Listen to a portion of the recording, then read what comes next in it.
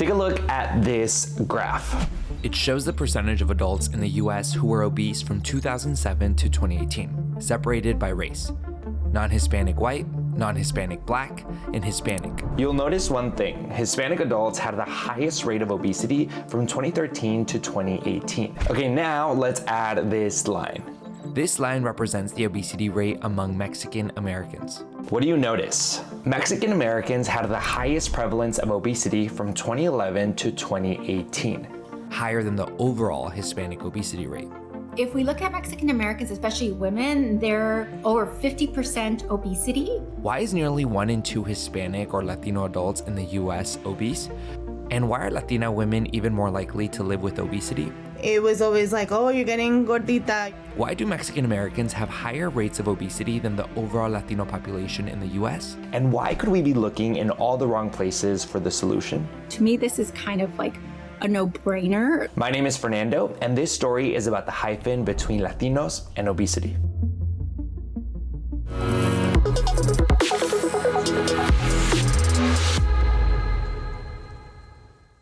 The Centers for Disease Control and Prevention defines obesity as having a body mass index or BMI of 30.0 or higher. A BMI is the measure of body fat based on a person's height and weight. Obesity is a disease that can lead to type 2 diabetes, fatty liver disease, and cardiovascular diseases. In the US, the rates of adults with obesity has been steadily climbing for the last 20 years, with severe obesity rates almost doubling since 1999. But why are Latino obesity rates so much higher? What would you guess is the reason? I would say we got good food, man. I asked Latina women living with obesity in the US to give me their best guess. Every Latino country, it's very similar foods. It's just named differently, or maybe they'll use a different type of seasoning. Well, 1, the lack of knowledge that we have with our health. 2, the lack of access to the knowledge, and also the lack of access to the proper nutrition. Honestly, my guess is probably cortisol levels and stress. They're all a little bit right. The truth is the cause behind the Latino obesity rate is multifactorial. Becky Marquez is an assistant professor at the University of California, San Diego School of Public Health and Human Longevity Science. She's researched obesity within the Latino community extensively. She walked me through some factors that contribute to the obesity rate among Latinos, and the last one was one I'd never heard of before. I do a lot of research online for my videos. I'm constantly reading research articles, studies, and doing interviews with people. That's where the sponsor of this video comes in. Private Internet Access is a VPN, aka Virtual Private Network, that hides your IP address and safeguards your internet connection through an encrypted tunnel.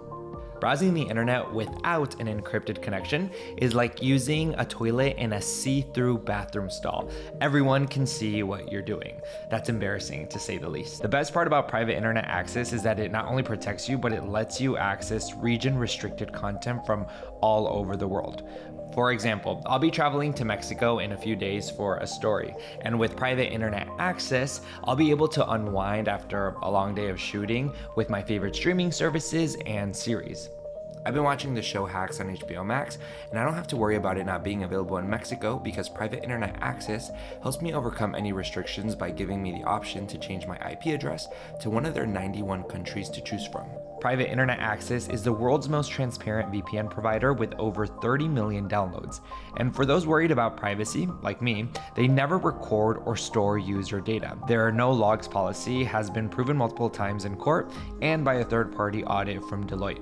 If you, like me, have a laptop, a phone, and a tablet, you can use one private internet access subscription to protect an unlimited amount of devices at the same time. And check this out, private internet access is giving my viewers, aka you, a special offer. Use my link in the description to get an 83% discount on private internet access. That's just $2.03 a month plus 4 extra months completely free. All right, back to the video. I would say the more consistent factor that's associated with obesity is socioeconomic class, right? So if you have less education, make less money, your risk for obesity is really high. Then there's the food we eat.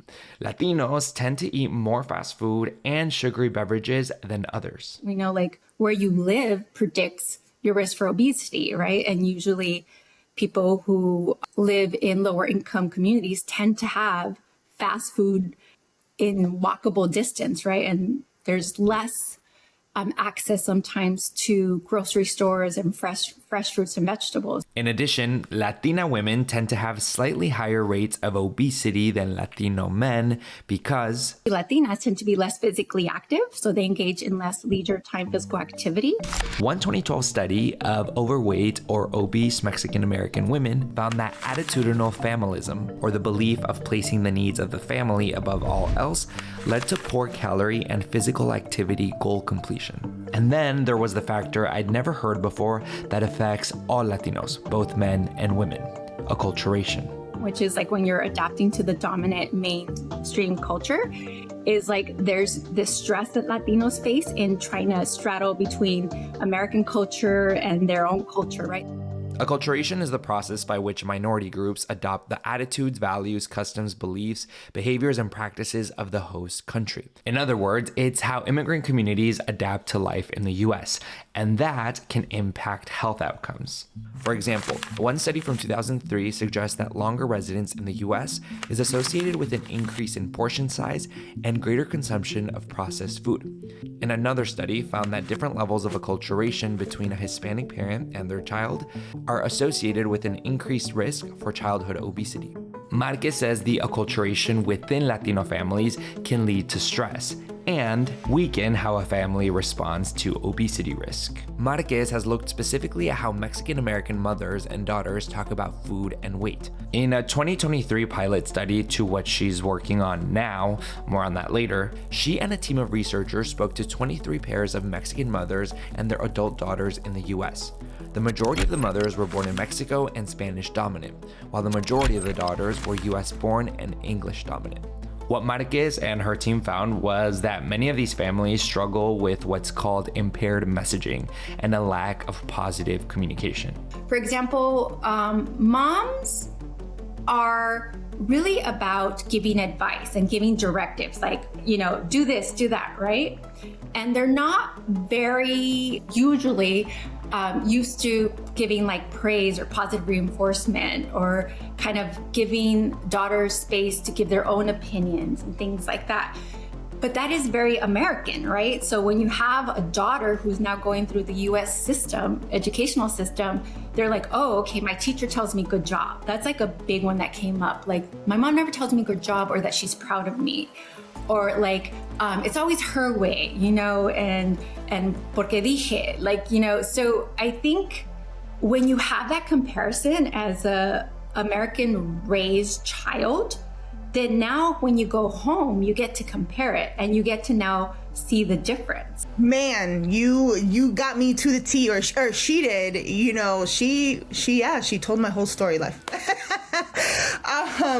That my biggest issue when it came to my weight was my mom, you know, and for a very long time I resented her for it.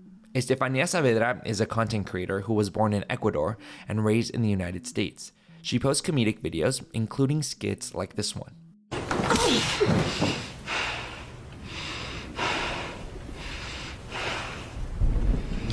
Let me explain something to you. Estefania's mom started making her go to the gym in middle school. My mom would drop me off at the gym. I would work out there for like an hour, 2 hours, and then she'd come and pick me up. Going to middle school in 6th grade with fajas, like waist trainers, literal waist trainers. I didn't want people to touch my my body because I didn't want them to see or want them to know that I had a waist trainer on. None of the workouts or diets ever stuck, and when Estefania turned 18, she lashed out. Once I became an adult, I was like, I don't want to do this anymore. I don't want to go to the gym. I don't want you to tell me what to eat. I don't want to go to Weight Watchers. I don't want to do this. I don't want to do that. That I got to a point where I'm like, okay, I'm an adult. I can do whatever I want. And she's like, okay, fine, do whatever you want. And then see what happens. And then what happened was I ended up gaining a ton of weight. I ate whatever I wanted. I ate things that I was restricted in eating, Oreo cookies, and ice cream and this and that. And I just went crazy. Estefania's experience is similar to other Latinas who struggled with obesity growing up. Childhood grew up extremely bullied about my appearance and my weight. And that wasn't just like at school, but that was when I came home. So it was just like constant back and forth. So it was very negative, a very horrible perception of my body and of how I looked. I feel like it was a norm to be compared to, your skinnier sibling or your skinnier cousin, and they would always call me, my nickname was literally Gordis because I was always the bigger one out of everyone. Evelyn Gray and Elizabeth Puente started struggling with obesity as children.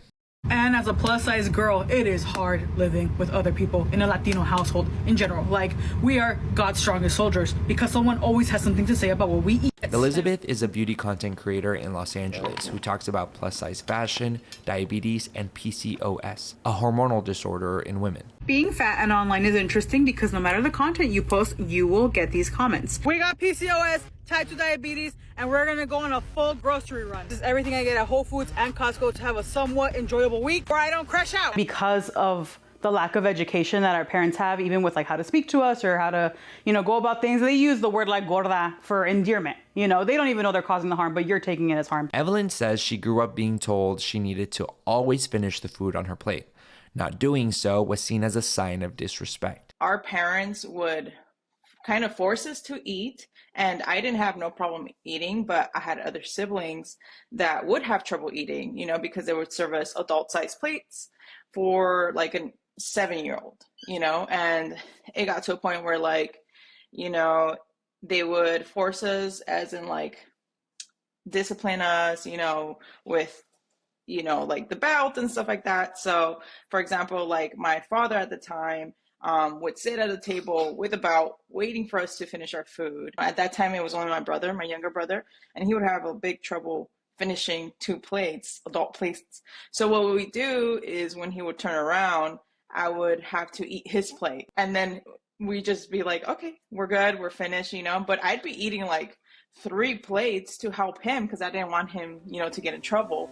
Becky Marquez knows that not every Latino family is the same, but she's hopeful a behavioral therapy approach she's currently testing in a new study of Mexican American mothers and daughters will hold answers for how to curb the Latino obesity rate overall.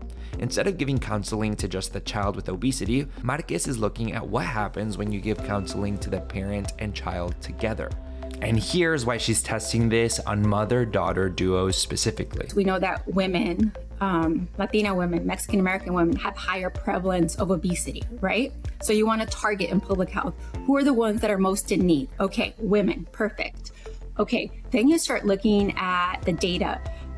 Mothers who have obesity will likely have children with obesity, right? So basically your mother's weight status will likely predict their child. And if you have childhood obesity, you're likely to become adult with obesity. So it's almost like you're going up the chain, right? In the study currently underway, mothers and adult daughters will be randomly assigned to receive behavioral obesity treatment. Some pairs will also receive relationship skills training. Other pairs won't. This program is different because it's not only behavior and in terms of like physical activity and nutrition, but it's also more like counseling in a way where now you're supplementing something that's used more traditionally, which is more behavioral based. And now you're adding different kind of components that have to deal with like relationships or more emotions, right? And the reason why I decided to focus on their relationship is because it makes sense in terms of like family dynamics. If you are able to have someone that you perceive as supportive, you're more likely to work together, right? In other words, the idea is to get rid of miscommunication between mothers and daughters. What we find is like mom sometimes feels like, oh, I'm being supportive. And daughter's like, no, you're nagging. You're being bossy, right? And then there's this. In the United States, Latina adolescents have a higher suicide attempt rate than other ethnic groups. One of the predictors of suicide attempts among Latina adolescents, so high school students, is high conflict with their mothers, with their family, not feeling supported, and having, not the best communication. with families. So I'm like, ooh, that's adolescence. So what happens when you become a young adult, right? Marquez is bullish on the program, in part because the pilot study I mentioned earlier showed promising results. We ran them through a pilot program, which was like 4 months. And then we wanted to see if with this sample, we could see a difference between the two groups, the groups that just got the nutrition physical activity program or the group that got that program plus the family counseling. And we found that the families that got family counseling did better. I'll admit that in all of this, I still didn't really understand why Mexican Americans specifically have a higher obesity rate than other Latinos. I knew the data was there, but I wasn't fully clear on why. Well, there's just more of us, right? It's about 6% or more. There tends to be like a mixture of immigrants with people who've been here for a very long time, for generations. And when we know with obesity, it increases through the generation. So first generation, so the people who come here, immigrate here, are at lower risk for obesity. And the more they acculturate, the more years they are here, or through each generation, their risk goes up, right? So other Latino groups may not have that same kind of history, right? And I feel like there hasn't been enough studies on other Latino subgroups. So that's another reason, like Mexican Americans, because they've been here for so long, right? They've been studied the most. While we wait for the results of Marquez's study to come out, which will likely be in 2027, I thought I'd ask Latinas living with obesity what would have been helpful for them growing up. I feel like, honestly, like introducing food as not a source of like punishment would be a lot more helpful, and more of nutrients and nourishment would be so much more helpful. Your parents having your back. If someone else has something to say about you, my parents having something to say about me, yes, that I wish they would have had more knowledge on how to speak to me, how to tell me like, hey, or how to go about living a healthier lifestyle. That I think also to tell me that I am beautiful without the but. Because you heard, I don't know if you kind of know, it's like, ay, tú eres bien bonita, pero la cara, tienes una cara preciosa, pero, you know, I think it would have been great to just hear like, you are a beautiful little girl, and we want the best for you. And just to kind of approach it to where, make it more so about my health. Now I'm curious, why do you think Latinos have higher obesity rates than other groups? Let me know in the comments. Thank you so much for watching this video. By the way, if you enjoyed it, you might also like this other video I made.